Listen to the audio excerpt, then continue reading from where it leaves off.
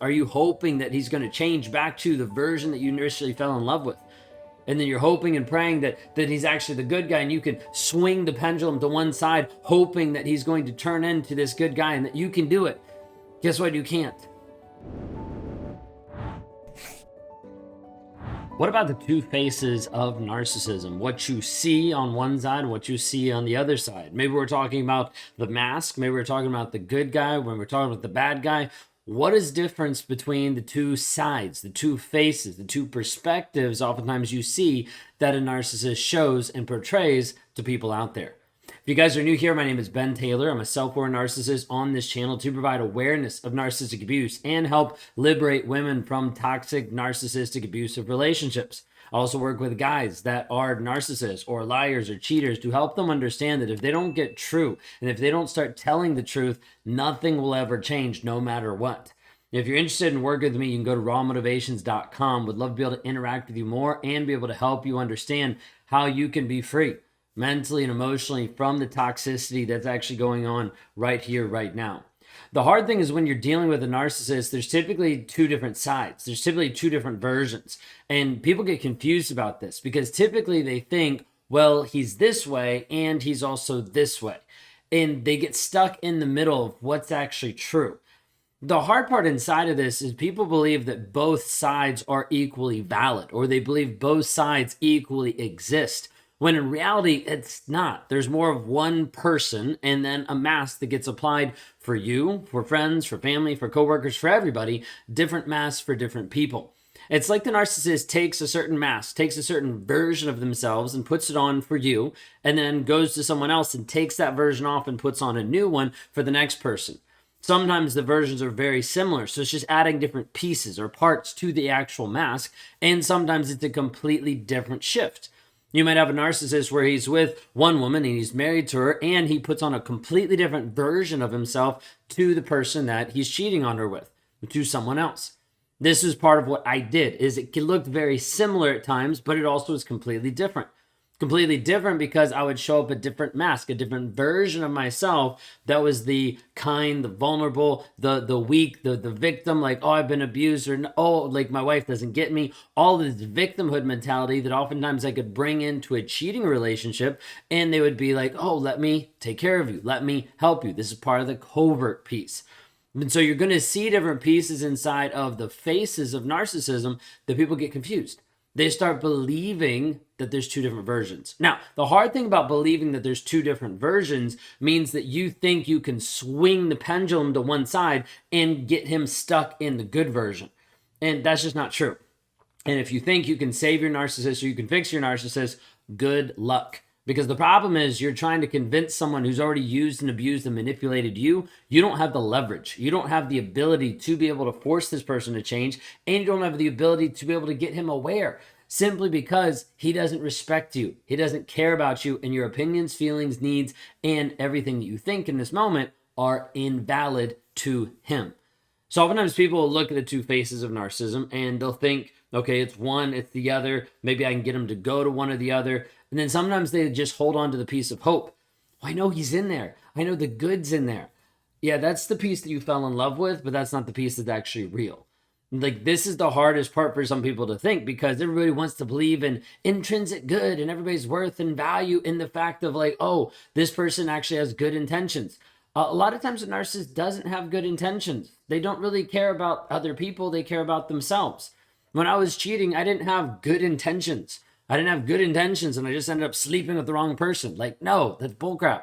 Like, people need to understand, like, people that are narcissistic and people that have narcissistic personality disorder don't have these well intentions of, let me be in a loving relationship and care about the other person. I just missed the mark. I just missed the intentional piece of actually caring about you. That's not what it is. Okay, sometimes people get to the place that they use the word intention and they only look at it one-sided. So consider for a moment, well, he didn't intentionally hurt me. Okay, flip the question around. He didn't intentionally not hurt you. Like, he didn't intentionally set up safeguards to protect himself from cheating on you. He didn't intentionally put up safeguards to make sure that you were actually a priority. Like, he didn't intentionally start to plan certain things so that you would know that you actually valued and you actually mattered to him. Do you see the difference? We want to run with the intentionality word when it suits us. But what happens when you flip it? Well, he didn't intentionally punch me in the face. He just got really mad. Okay, but he didn't intentionally control his anger to stop from punching you in the face. Do you see what I mean? And sometimes we have to create these like big examples, and these examples of just saying that sounds ridiculous for you to actually understand. Don't sit on the boat of intentionality and wonder why it's sinking, simply because you're blinded to the fact that the reality is he's being abusive. The reality is he's hurting. The reality is he's being abusive in nature, emotional, mental, spiritual, sexual, like physical. Like there's a lot of different pieces of this, but you hold on thinking this is just one side of him. He's going to change. He's going to get better. And you're stuck in this piece of the trauma bond. When people are stuck in the trauma bond, they feel absolutely crazy. They feel insane a lot of times because you think, I need to get away from this guy, but at the same time, you love this guy. You think, I need to actually work on myself. I need to actually heal. And at the same time, I don't know if I can survive or I can live without him in my life. And when people are stuck inside of this trauma bond and they're stuck like mentally, emotionally, like ruminating on him, having free real estate in your mind of just taking up space, he's just there. You wake up in the morning, he's there on your mind. You go to sleep at night, you wake up 5 times because he's still on your mind. You can't even get a full night's sleep simply because of the rumination, simply because of all these intrusive thoughts that keep popping into your head. This is all aspects of the trauma bond. And so you need to understand, until we help you change your mindset, you'll always be stuck. And so it's still like the same aspect of the two different sides, the two faces of narcissism. Until I have you change your mindset, you'll keep believing and you'll keep hoping that he's in there, that the good guy that you fell in love with is in there. And the problem with this is you will sell yourself a lie for such a long period of time. Think of it for a moment. You'll keep telling yourself the good guy's in there. You'll keep trying. You'll keep thinking. You'll keep hoping. You'll keep praying when there's no actual facts or evidence or demonstration of him even showing up. But you'll keep convincing yourself that you need to stay, that it's going to work out, that you can make it work. Do you see what I mean? This piece of the two faces of narcissism, people get really confused about it and they start to believe that there's two whole different sides. There's one version of the narcissist. Then there's multiple masks, there's multiple versions, there's multiple clothes that he can put on to cover up the shit that's inside. But at the end of the day, it's still the internal piece that's guiding and making everything happen. This is why the narcissist will modify stuff from the outside. This is why he'll change for you, for friends, for family, for coworkers. And you're like, what is going on? Why is he different around this person? Why is he now changing for the new supply? What's going on? It's because all of it is external behavioral modification. It's not internal transformation. It's not him actually changing from the inside out, but instead it's just modifying things on the outside. And so inside this piece of the two faces, two aspects, two perspectives of narcissism, you need to understand that this piece is just a mask, just another version of what he's putting out there for other people to see. Now, this gets difficult when you start to think, well, maybe he's changing.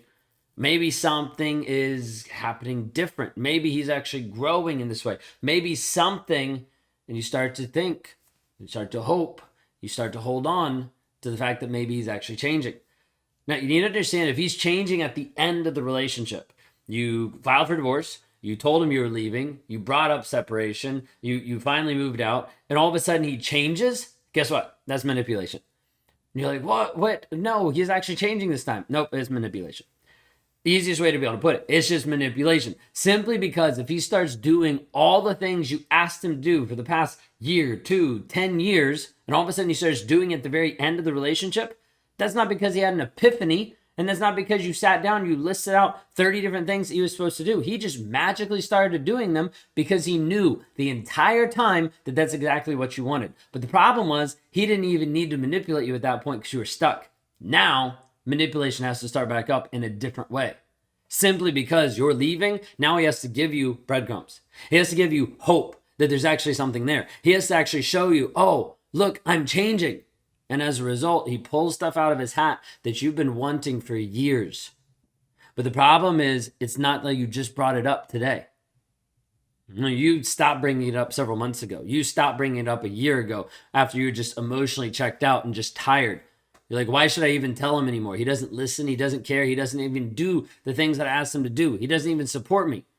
Then all of a sudden when he starts showing up and he's supporting you, it's not because he had this epiphany and he remembered a year ago. It's because he already knew this is what she wants and this is what I'm going to hold back so that I can get what I want out of the relationship. Then when you're at the end, now it's time to be able to pull it back out so that you stay stuck, so you stay confused, and so you stay lost. This is a piece of narcissist that will manipulate and use and abuse all of these different aspects of you. Your goodwill, your thoughts, your feelings, your emotions, manipulating you to stay. Manipulating you to stay stuck inside of the relationship. Does any of this resonate with you today? Like thinking through where you currently are today, what you're currently struggling with. Are you hoping that he's going to change back to the version that you initially fell in love with?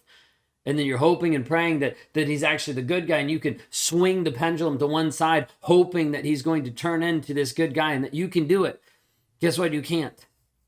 This whole piece of people trying to fix the narcissist when you are the one in the relationship does not work.